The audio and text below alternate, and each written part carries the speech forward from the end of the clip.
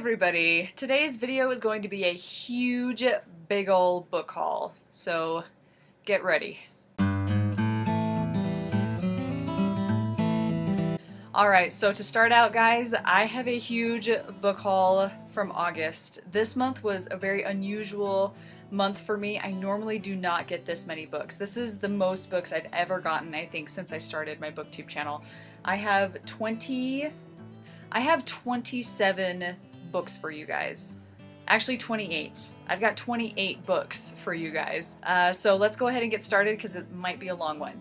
So to start off, I'm just going to say I got these books from several different locations. So 4 of them I got from a library book sale. 2 of them I got for just really awesome discount prices just at regular bookstores. 4 of them I got from Powell's Bookstore in Oregon, and then 1 of them was just from a random used bookstore in Oregon. 1 of them was from an Owl Crate box, and then 14 of them are from my sister who was getting rid of some of her books. I just went ahead and she just showed me some of the ones that she was getting rid of, and I was like, ooh, yes, I'll take that. I'll take this. I'll take that. So anyway, so I got 14 books from her. I'm really excited. No, 15. I just remembered one. Hold on. So I got 15. I've got 28 books for you guys today, so let's get started. To start off, I got a book called The Tombs by Clive Cussler. This one I just got from a random little shop that we stopped in for hot chocolate, and she had like this tiny little used bookstore in the back of her little tiny shop, and so I just went ahead and just grabbed one that I thought looked interesting. I've only read one other Clive Cussler book before. He's kind of like an adventure story kind of guy. I've only read his like Dirk Pike series? Dirk? I can't remember. Anyways, the guy that usually does like the ocean type stuff, his stuff usually has to do with military ocean stuff, like Navy. Yeah, I think his usually has to do with like Navy type stuff. But this one I feel like is more of a, it's called a Fargo adventure. I'm guessing it's kind of like an Indiana Jones type story.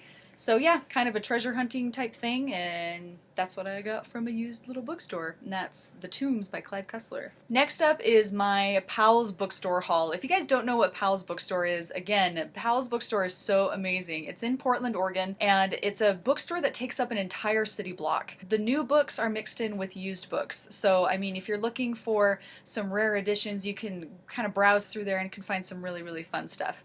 All of the editions that I got, however, are new, and sometimes they're just for a little bit cheaper at Powell's Bookstore. They usually run maybe $1 cheaper, if not full price. So I went on a little shopping spree and got these 5 books. First up is My Plain Jane by Cynthia Han, Brody Ashton, and Jody Meadows, or the Lady Janies. I've not read My Lady Jane. But I hear it got really awesome reviews. But I wanted My Plain Jane because Jane Eyre, is my favorite classic, and this is kind of a fun, spooky retelling that involves ghosts. So I thought that would be a really fun reread. I read the first couple of pages, and I already thought it was really fun and hilarious. So that's My Plain Jane. Next up, I got Dune Messiah by Frank Herbert. This is the sequel to Dune. See my copy right there. This is just sort of following our hero some more. I hear that he kind of has a fall from grace in this book, and I'm excited to get to it because I loved Dune. I loved it so much, and I'm excited to get back into this world, onto this planet, and see where our hero goes. Next up, I got The Name of the Wind by Patrick Rothfuss. If you guys haven't heard about this, it's been very popular. Basically just the story of a dude. I don't even know what it is. It says, my name is Kvoth.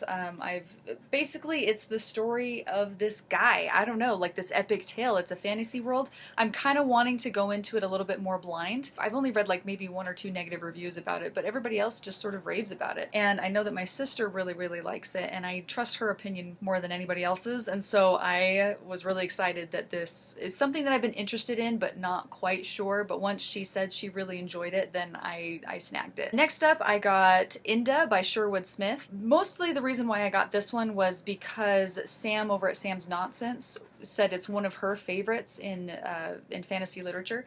So I wanted to go ahead and get it, also because it's written by Sherwood Smith. Sherwood Smith wrote one of my favorite fantasy stories of all time called Crown Jewel. And I have reread Crown Jewel so many times. I love it. So I'm excited to get into a fantasy world where she has, I think it's really in-depth from what I know about it. It's about a guy named Inda who, in this world, the brothers go off to be rulers, but then the second brothers learn learn how to, like the second sons sort of go and learn how to be protectors of the king, I think. Kind of one of those deals. So it's his journey on to become like the protector of the king or protector of his brother and that kind of stuff. So it's kind of a military training type deal. So type school situation. Anyways, I'm really excited to get into this one. I think this has 4 books in the series, and this is book number 1. Last but not least, in the Powell's bookstore haul, I got Kings of the Wild by Nicholas Eames. I actually just finished this, and I'm gonna film a review about it. It was awesome, guys. I loved it. I really, really loved it. So see my video for a full review on it, but this is one of the books that I got because I heard a lot about it and the premise really, really interested me. It's about a band. It's basically a play on rock bands meets D&D. So it's these bands of mercenaries who are treated like rock bands. They have fan groups, they have groupies and things like that. But this in particular is about a retired band that have to get back together to save one of the bandmates' daughter. And so it's sort of their adventure together to go and try and save their bandmate's daughter. And again, full review coming soon because I loved this. It was so fun. Next up, I've got my library book haul. So as I've said before, our library does a sale every month. They always have books for sale, but then towards the end of the month, they start getting cheaper and cheaper. They go for, I think the last week of the month, they have a half price day, and then they have a day where they do it's $1 a bag, and then on the very, very last day of the month, the books are just free to go to whoever they want, and then they refill the shelves the next month. So this is some fun gems that I picked up. One of them, me and my husband just thought was so funny. It's these cozy classics. This one in particular is Jane Eyre. So these pictures are of like little cloth felt dolls, but basically it's the story of Jane Eyre supposedly summed up in 12 words. So let me just show you. The very first one is red. So it shows her in the red room trying to get out, which is, you know, mildly disturbing. Then it shows stand. So this is when she's standing and basically being ridiculed by Mr. Brocklehurst, right? And so it just goes on, woman. And so this is when she's grown up. And anyways, it just made me laugh, made me and my husband laugh so hard because how can you sum up Jane Eyre in 12 words? And they managed to do it in here, I guess. If you don't know anything about the story, you won't get anything in the story.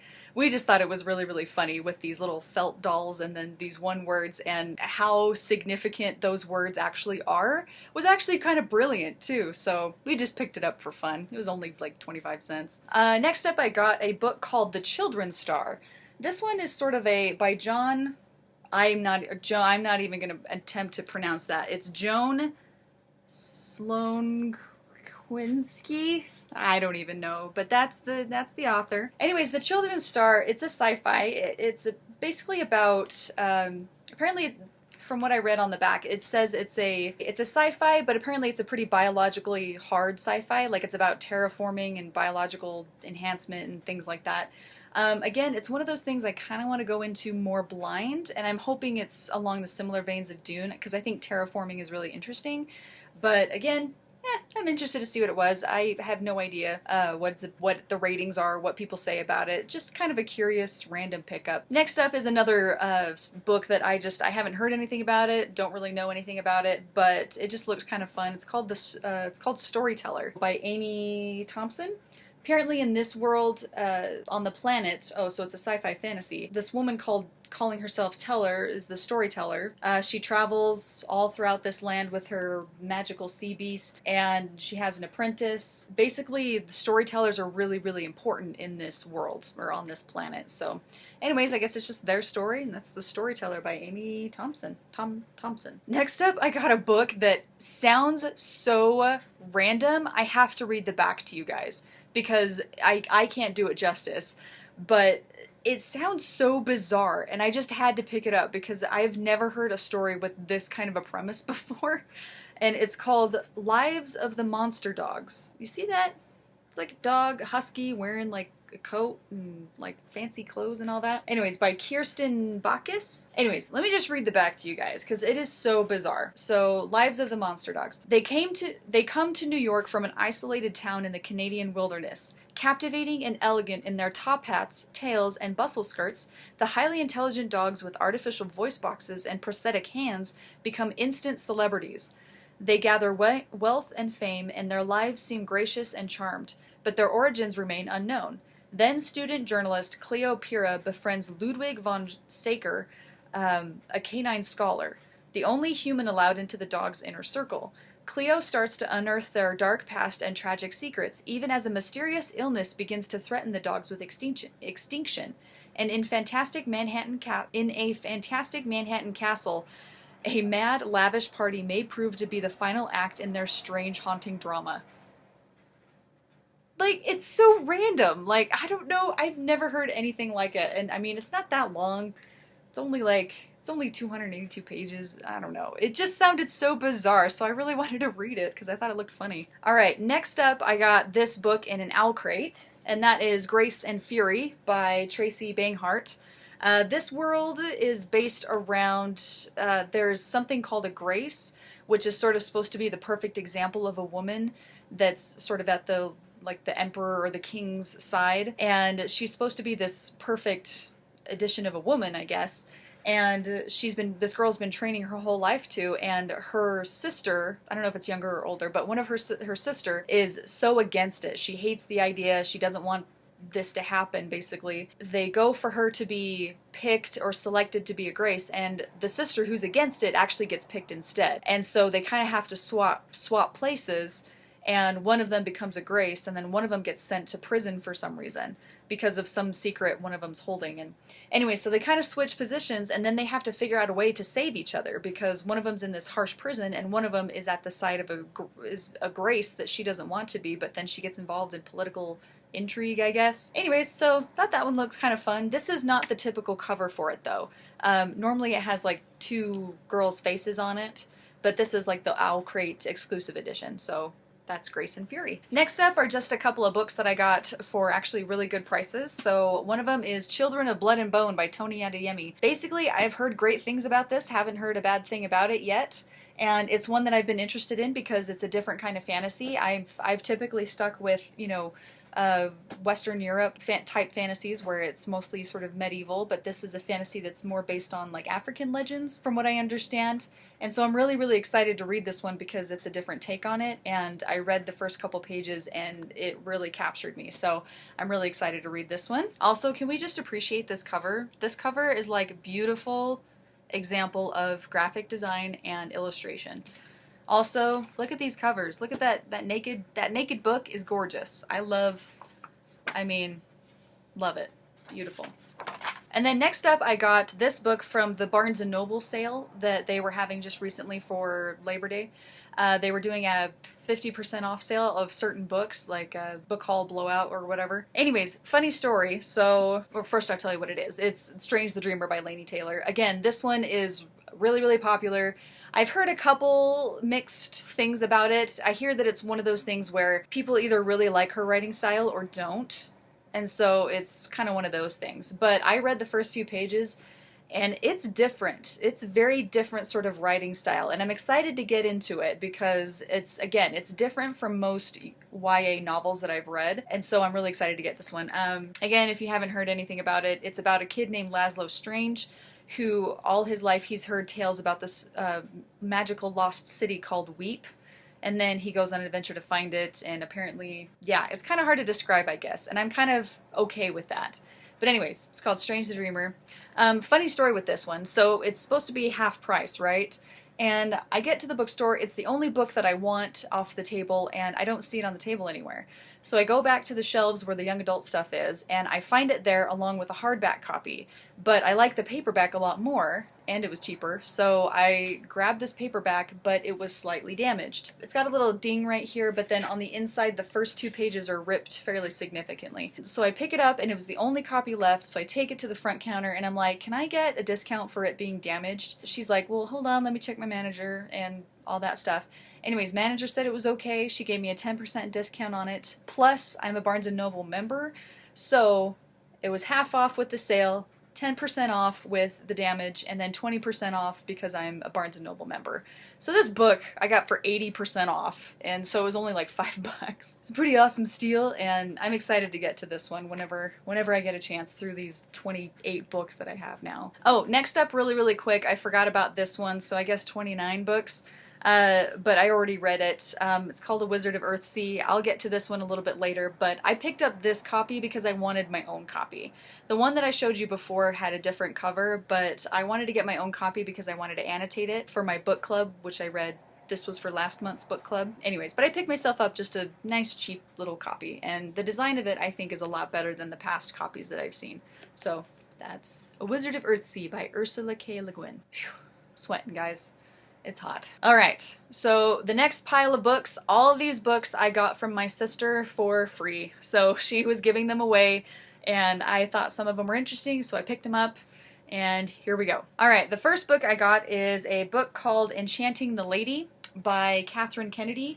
Apparently this is just kind of a fun fantasy romance. My sister said it was pretty tame as far as the romance goes, but apparently it's about this girl who like, everybody can perform magic, but apparently she can't. She can't really do a whole lot. But anyways, she's trying to find a husband and all that good stuff. But apparently there's a werelion in here. Yeah, a werelion who's like this baron that has his eyes kind of set on her. He finds her mysterious, and apparently he senses some magic in her that's not supposed to be there or something. I don't know. Anyways, it just seems like kind of a cheesy, fun fantasy romance. Along with that, I have the next one, which is called Double Enchantment, also by, Catherine Kennedy. It's a sequel, I guess, to it. Yeah, I'll let you guys know how this one is. It looks like it's kind of a fluffy, romantic fantasy, I guess. Not one I'd typically pick up, but it looked interesting to me. The next up is The Eight by Catherine Neville.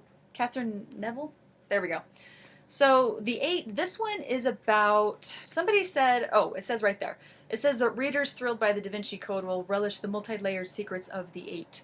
Anyways, this book is one of those dual time period ones. So one of the perspectives takes place in New York City in 1972, and then another one takes place in the south of France by 1790. In 1790. I'm just going to read it to you because it's hard to describe.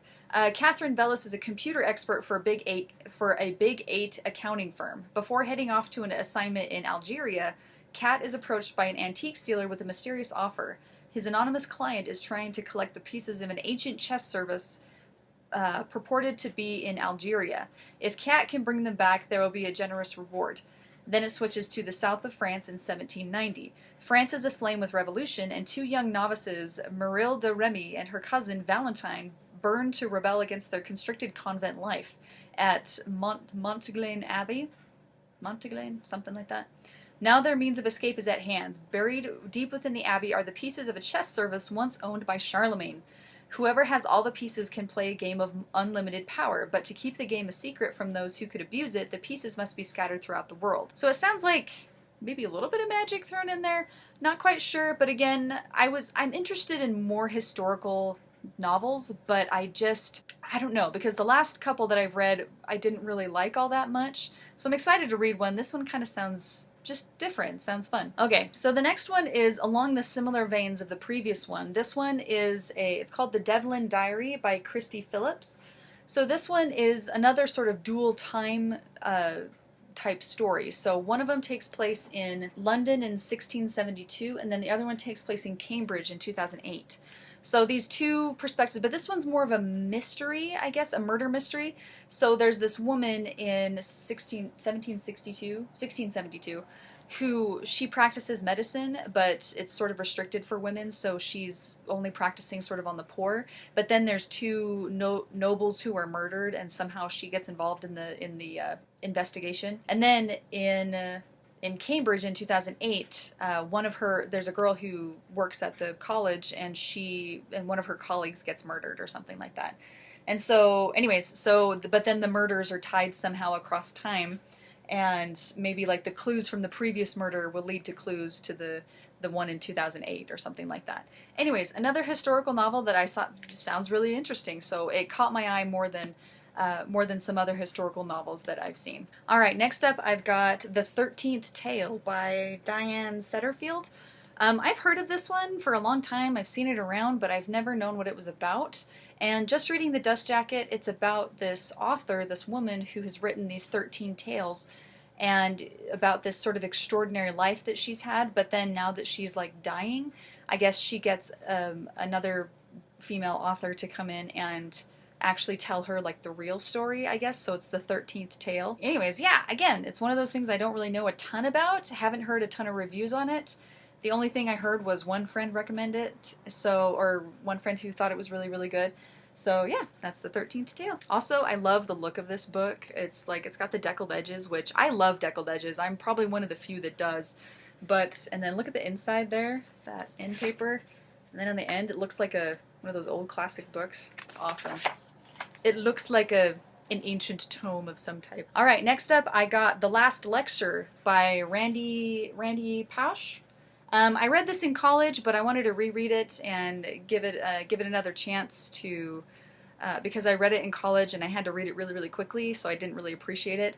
But basically, The Last Lecture is by this professor who was dying of terminal cancer, and so he wrote down his last lecture. Apparently, it's common practice to sort of ask professors this question. Basically, if you had one last lecture to give in your lifetime, what advice and what knowledge would you give to everybody else? And this is sort of his response and his idea to just sort of the things that he learned. So it's The Last Lecture. Next up, I got Everless from, by Sarah Holland. This one's been around BookTube for a little bit. Everless, basically where time is a currency, but it's extracted from the blood.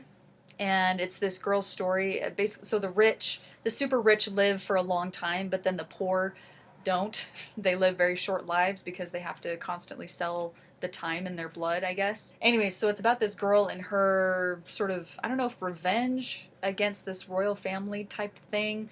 I don't know. Anyways, that's Everless by Sarah Holland. I've heard some good things about it. I think there's a sequel to it. I think it's a duology, but anyways. Yeah, I'm excited for this one. It sounds like an interesting concept. All right, next up I've got The Green Road by Anne Enright, winner of the Man Booker Prize. So The Green Road, it's about this family who apparently the matriarch of the family is really, really kind of brutal, but then she starts losing her memory and then she ends up disappearing and going along a green road. That's how it was described to me, but it's apparently like a thinky kind of a book. So yeah, just kind of interested. Again, want to go into it a little bit more blind, not really sure what the reviews or anything on it are, but it's apparently it's masterful prose. Enright weaves together a spellbinding story of family and fractures selfishness and compassion. So yeah, kind of one of those contemporaries that's just a thinky kind of book. So what I've got here is The Clockwork Scarab is next. So The Clockwork Scarab by Colleen Gleason.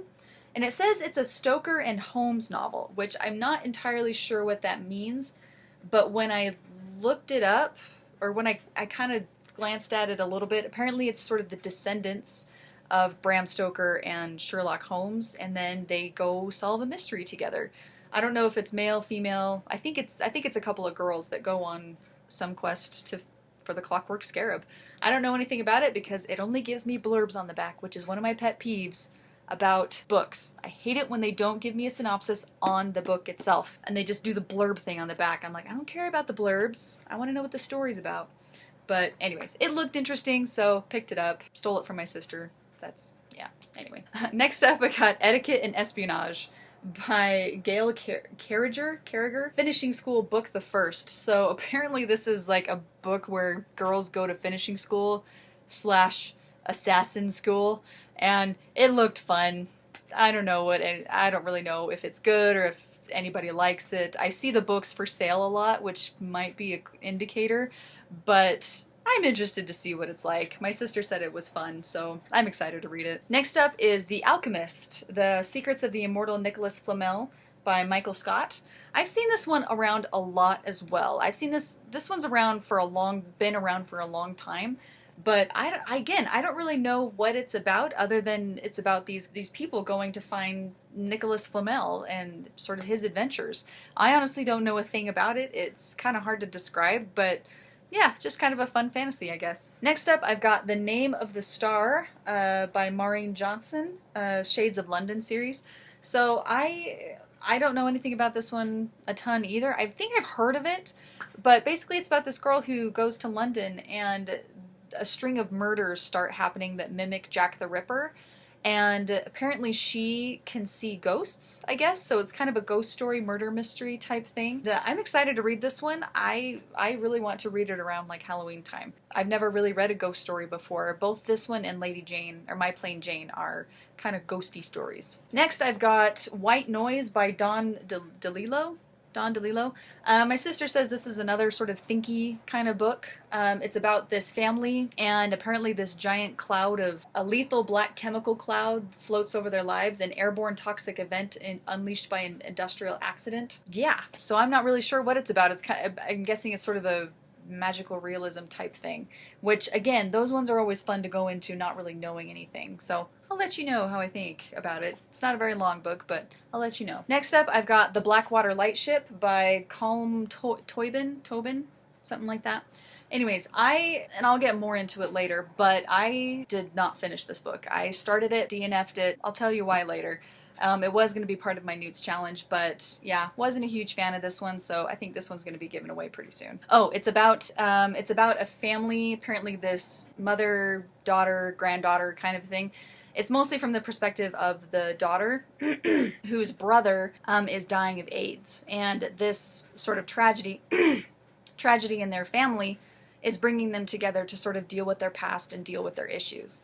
But again, I'll go more into it when I do my review of it. And last but finally not least, I have Jonathan Strange and Mr. Norrell, or Norrell, however you pronounce it, by Susanna Clarke. This is a beefy book. I started reading it while it was on my Nook, but I'm glad to have like a physical copy of it, just because I thought it would be fun to pick through and annotate this big old fat book. It's basically about wizards, or magic users in London or in England, but the way that she writes sounds a lot like Dickens, and so it's sort of like this Dickensian wizard novel.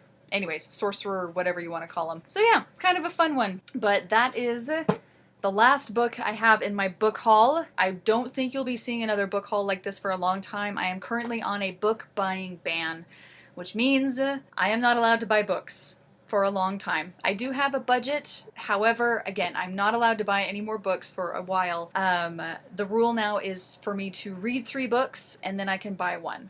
So read 3, buy 1, and that's my punishment for getting so many books this month. Anyways, as always, thank you guys for watching. We'll see you next time.